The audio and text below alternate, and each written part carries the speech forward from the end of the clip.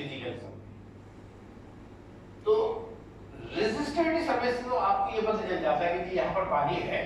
और इस पानी के अंदर क्या वो ब्रैकिश वाटर है या उसका टीडीएस लेवल क्या है। ये एक अराउंड 100% सही नहीं होता, लेकिन 70 मैंने नवाज शरीफ साहब के पहले दौर में ये सर्वे किया था थ्रू आउट सिंध में, तो मुझे फिर पता चला पंजाब और सिंध का डिफरेंस ज्यादा। ये सूरत हाल हुई कि पंजाब में अच्छा जियोलॉजिकल सर्वे क्या होता है कि जी कौन सी इसके अंदर लेयर कौन सी है, रॉक्स कौन सी है, और जियोफिजिकल का मतलब होता है कि जी इसके अंदर कौन कौन सी लेयर पहले और कौन सी बाद में है। ठीक है, कौन सी पहले और कौन सी बाद में। तो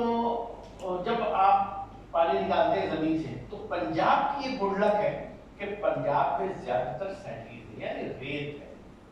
उसकी वजह से पानी जब बारिशों का आता है या दरिया में पानी ज्यादा आता है, फ्लड सीजन होता है, तो क्या होता है कि आपका वो पानी जमीन के अंदर इजीली पेनिट्रेट कर जाता है। जबकि सिंध के साथ बिल्कुल एडवर्स मामला है। सिंध की बदनसीबी ये है जहां उसकी बहुत सारी खुशकिस्मती है, ये तो अल्लाह ताला का दिया हुआ कानून है ना,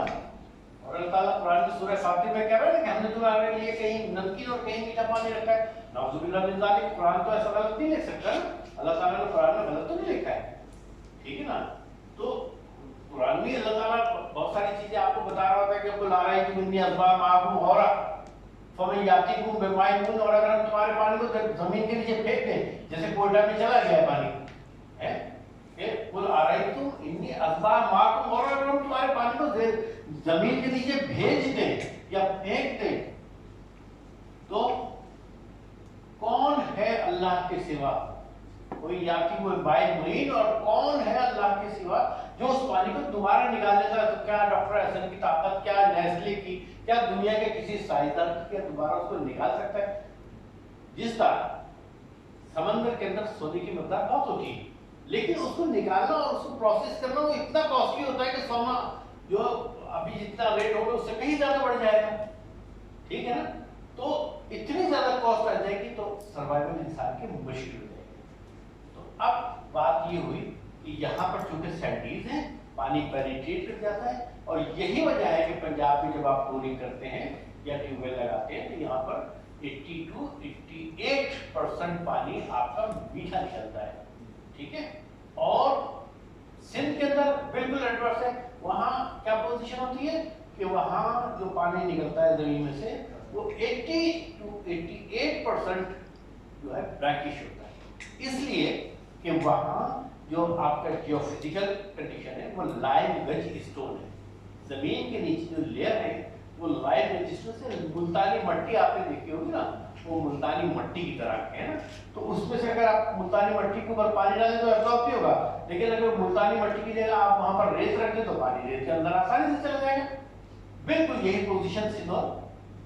पंजाब की है ना। तो हम बड़ी खुशकिस्मत है पाकिस्तान में कि चारों प्रोविंस में कोई ना कोई अल्लाह ताला ने नेमतें दी हुई हैं, तो पंजाब को ये बहुत बड़ी नेमत है। पंजाब को, पंजाब के लोगों को इसकी हिफाजत करनी चाहिए। अगर नहीं करेंगे तो फिर कुरान की वो आयत याद रखें कि जो सूरह मुल्क के आखिरी है, अभी मैंने बताया कुल आ रही तुम इन्नी असबाब माकूम हो रहा, तो आप ये करें कि ये सोच लें कि जी हमने इस पानी को हिफाजत करनी। आज मैं आप इसीलिए यहाँ जमा हैं कि हम इस पानी की हिफाजत का झंडा लेकर चलें, इसके ऊपर अज़्म करें, हम इसके ऊपर जो है बिल्कुल जिसे कहना है कन्विंस हो जाएं कि ये हमारी आइंदा आने वाली नस्लों का है। मैंने भी जिंदगी गुजार ली, आपने भी अच्छी खासी गुजार ली, लेकिन आपकी नेक्स्ट जनरेशन और उसके बाद वाली जनरेशन के लिए पानी नहीं होगा अगर आप इसको। और सुप्रीम कोर्ट का सिर्फ और सिर्फ मोटो, किसी स्टेज पे सुप्रीम कोर्ट का मोटो ये नहीं है, उनकी ख्वाहिश नहीं है कि मुल्क की इंडस्ट्री, वो बहुत चाहते हैं कि आप इंडस्ट्रीज हमारे यहाँ बूस्टअप हो, इंडस्ट्री ग्रो करें। इसीलिए उन्होंने मुझे कहा कि डॉक्टर साहब आप अपने एक्सपीरियंस को इनके साथ शेयर करें, इनको बताएं कि किस तरह से इस पानी को कंजर्व किया जा सकता है, इनको टेक्नोलॉजीज के बारे में आप नॉलेज दें और फिर उनसे अडॉप्ट कराएं। और अगर ना करें फिर कानूनी रास्ता हमारे पास बहुत मजबूत है सुप्रीम कोर्ट का, और इसमें हमने किया भी था। तो अब जब हम वाटर कंजर्वेशन की बात करते हैं, रिवर ऑस्मोसिस की, तो हमने आपको यहाँ रिवर ऑस्मोसिस की जो रिजेक्शन होती है, मिसाल के तौर पर आपके पास जो पानी आ रहा है, फर्स्ट कर लेंगे 220 या 230 उसके अंदर टोटल डिजॉल्व सॉलिड्स हैं, ठीक है ना। तो जो 230 या 220 टोटल डिजॉल्व सॉलिड्स हैं, जब आप उसको रिवर ऑस्मोस करते हैं तो करने के बाद जो उसकी रिजेक्शन निकलती है, यानी जो आप अपना पानी बिलो दिन 50 TDS ले जाते हैं, फिर उसके बाद आप उसको बाकी को रिजेक्ट कर देते हैं, तो उसकी जो टोटल डिजॉल्व सॉलिड्स की जो मिकदार है वो बढ़ जाती है और वो ऑलमोस्ट हो जाती है आपके पास 500, कभी 600, कभी 550, इन बिटवीन ये वैल्यू होती है। तो आपने क्या किया, 240 या 220 TDS का पानी तो निकाला, और निकालने के बाद फिर क्या किया कि आपने उस पानी को निकालने के बाद क्या किया कि रिवर ऑस्मोस किया, उसका TDS लेवल इंक्रीज किया, यानी 240 को निकाला और फिर 500 को वापस फेंक दिया, तो अल्टीमेटली वो पानी कहाँ जाएगा, मैंने बताया सेटिंग्स है, जमीन के अंदर जाएगा, तो आपके नेचुरल रिसोर्सेज जो है उसकी क्वालिटी को खराब करेगा। तो हमने पहला आपको टास्क दिया कि जी हम, बल्कि सुप्रीम कोर्ट के ऑर्डर में लिखा हुआ ये बात कि जी आपने जो RO रिवर ऑस्मोस करना है उस पानी को नहीं करना जिसकी जो लिमिट वैल्यू है विद इन द स्पेसिफिक या परमिसिबल लिमिट है। ज़ाहिर मैं PSQCA को भी हेड करता हूँ इस मामले में, तो ये हमने बताया भी, वहाँ प्रिस्क्राइब भी किया हुआ है, आप लोग भी अच्छी तरह वाकिफ हैं इससे। तो हमारे पास जो है वो क्या होता है कि आप लोगों से फेंके, तो हमने कहा आप नहीं फेंके, फिर हमने आपको एक डिज़ाइन दिया, ड्राइंग्स आपको दी कि आप इस ड्राइंग के तहत इसको करें और करते जाएं, आप मेम्ब्रेन लगा लें, और आसान तरीका है, केसिंग ले, मेम्ब्रेन लगाए, कैसे आप 840 की मेम्ब्रेन लगा दें, हर स्टेज के बाद 6 मेम्ब्रेन लगा दें या 5 मेम्ब्रेन लगा दें या 8 मेम्ब्रेन लगा दें, ग्रेजुअली आपका TDS लेवल जो है वो पानी रिकवर ज़्यादा होता जाएगा और आपके पास जो रिजेक्शन है वो कम होती जाएगी, और एक वक्त यह आएगा कि आपकी रिजेक्शन जो है वो उसकी जो TDS लेवल है मोर देन 25 to 30,000 हो जाएगी। जब 30,000 के करीब आपकी रिजेक्शन पहुंच जाएगी ना, तो उसके बाद हमने आपको सिस्टम दिया है साल्ट रिकवरी का। अभी जब मैंने बिन कासिम विजिट की तो मैंने वहाँ के लोगों को ये कहा है कि भाई आप लोग थोड़ा सा एक काम करें, अपनी फैक्ट्री से निकलें और हॉक्स में भी जाएं और जाकर देखें साल्ट की एग्रीकल्चर किस तरह होती है,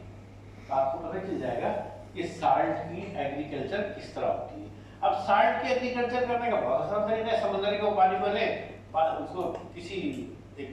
पॉट बना ले, उसके अंदर जमा कर ले, नेचुरल एवोपरेशन होती है, पानी एवोपरेट हो जाता है, साल्ट नीचे बैठ जाता है, उसको निकाल लेते हैं, स्टेप कर लेते हैं, उसके बाद उसको प्यूरिफाई कर लेते हैं, बहुत आसान तरीका है। ये सब कुछ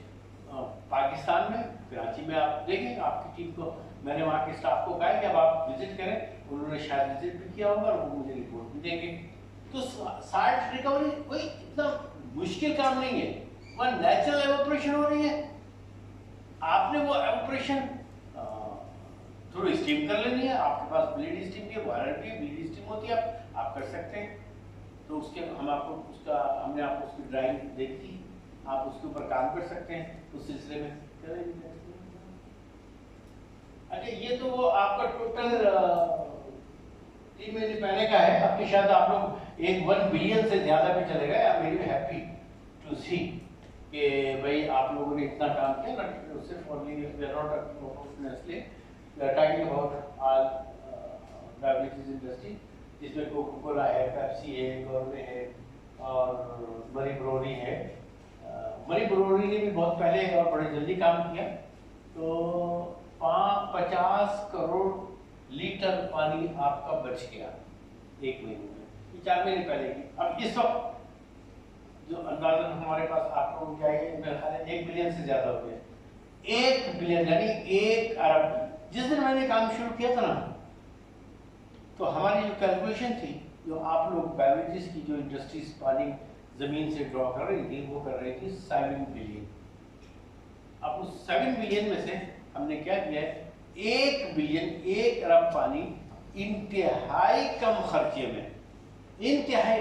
कम खर्चे में आप लोगों को तरीका बताया, आप लोगों ने अडॉप्ट किया और अब आप 1 अरब लीटर पानी आप लोग बचा रहे हैं। अब फर्ज कर लें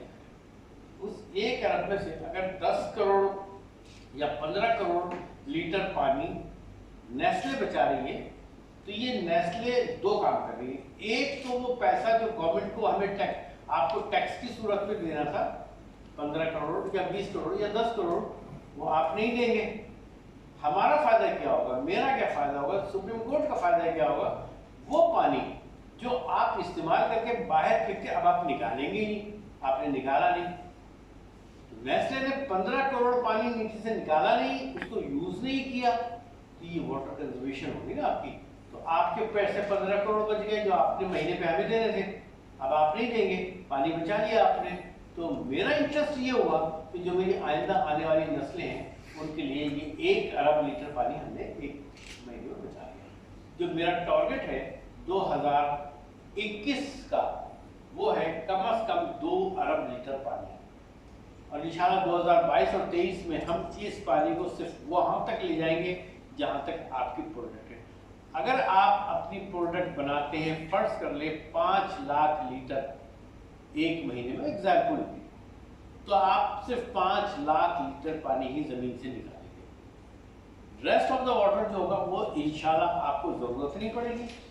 और जब जरूरत नहीं पड़ेगी तो आप सिर्फ वो पानी निकालेंगे